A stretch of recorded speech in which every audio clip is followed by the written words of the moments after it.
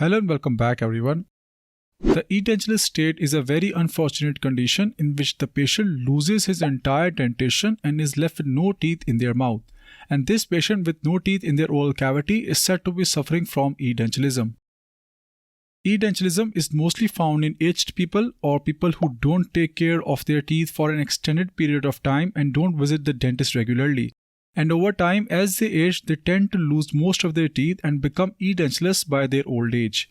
Due to recent advancements in dentistry and awareness of dental hygiene, the number of edentulous patients by old age has been reduced considerably in the past 50 or so years. But still, the number of edentate aged patients remains quite high, which is why studying about edentulism and providing proper treatment to such patients is essential. Unfortunately, edentulism also occurs in young people. Certain conditions allow for an early loss of teeth or even an absence of teeth by birth, such as in certain medical conditions that are accompanied by anodontia or hypodontia. So these people also require proper treatment just like the aged people. To understand the effects the condition of edentulism can have on an individual, we first need to understand the basic fundamental functions of the teeth. So the teeth present in our oral cavity performs many functions. The most obvious one, that is helping us to chew our food, and therefore they are responsible for handling all of the forces of mastication and deglutition or swallowing of bolus. The tongue and the surrounding musculature also puts a lower but constant load on the teeth even when not masticating. Then there is a very important role of aesthetics, which has now become one of the leading reasons why people seek dental treatment. They also help us in speaking and talking. The teeth are embedded in a socket of bone known as the alveolar socket. But the teeth are not directly attached to the bone, as the periodontium surrounding the teeth attaches them to the alveolar socket. This periodontium provides two principal functions, that is support and also the positional adjustment of the teeth, along with other secondary functions as well as important sensory perception.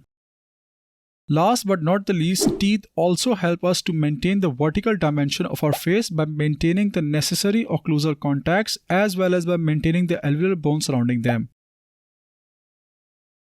This in turn helps our maxilla and mandible to have proper vertical dimensions, in turn maintaining vertical dimensions of the face. So a patient suffering from edentulism does not have all these luxuries. Due to absence of teeth, the bone or the alveolar ridge supporting the previous tooth now becomes derived from the stimulation, and hence this ridge now becomes residual ridge and starts resorption at a very rapid rate.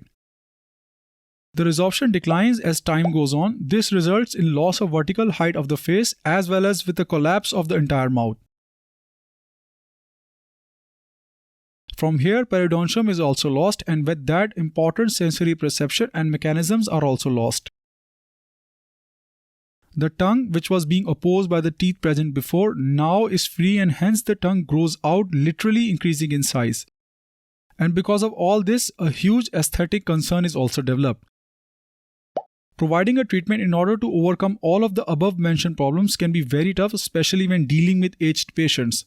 But treating such patients can not only help them restore their functionality and aesthetics, but also help them restore their individuality. Even with such recent advancements in dentistry that helps us in saving a tooth in unimaginable ways, the treatment of complete denture remains a huge staple in dentistry.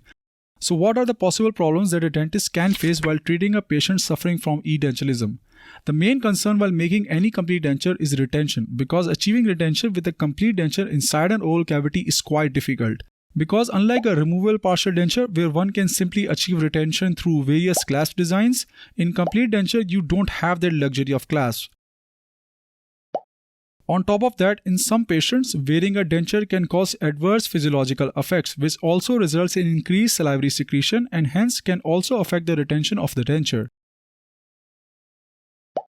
So the dentist really relies on other techniques such as intimate contact with the underlying tissues, optimal extension of the denture that will help him to achieve maximum retention of the denture. In addition to the problems of retention, the overgrown tongue due to long periods of edentulism now becomes irritated because of the denture in place. And naturally, the forces of occlusion offered by the complete denture will of course be lower as compared to the natural teeth. So even after fabricating the best of the best dentures, there is still a learning curve, especially when a patient is using their first denture.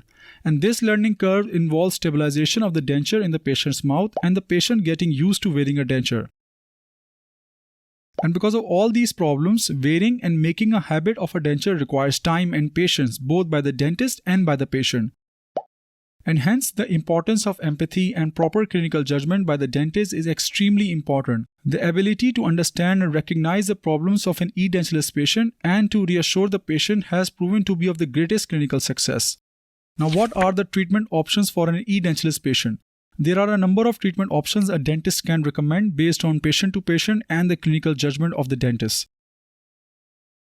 Ideally speaking, a denture should maintain a fixed contact with the underlying bone, but that is not possible by conventional prosthodontic techniques, in which stability is obtained via other techniques such as peripheral seal, denture extension, contouring of polished surfaces. And even with the greatest care, a denture tends to move in function as a result of imbalance between displacement and stabilizing forces.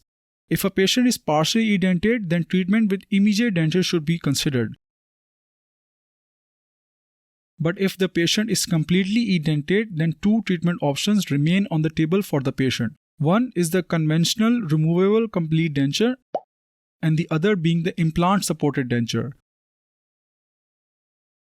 The decision which one is best for the patient depends on a number of factors such as patient's oral conditions, patient's overall health, bone health, age, as well as the cost the patient is willing to spend. Because as much as implant supported prosthesis looks like an attractive option, the cost can sometimes be unbearable. So in those cases, a conventional complete denture can prove to be quite cost effective.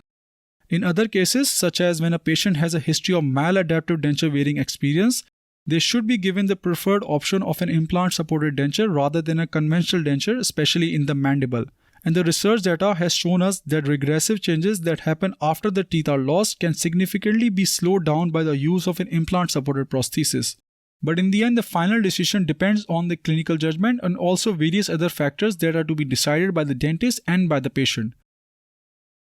So this was all for today's lecture on the edentulous state. I know there were a lot of difficult terminologies in today's lecture, but I tried my best to keep it as simple as possible since this was just an introductory lecture on the complete denture. So if you still have any confusions or any questions or even any suggestions, drop the comment down below and I will try my best to answer as many of them as I can. Until next time, take care of yourselves and your loved ones. Stay safe and goodbye.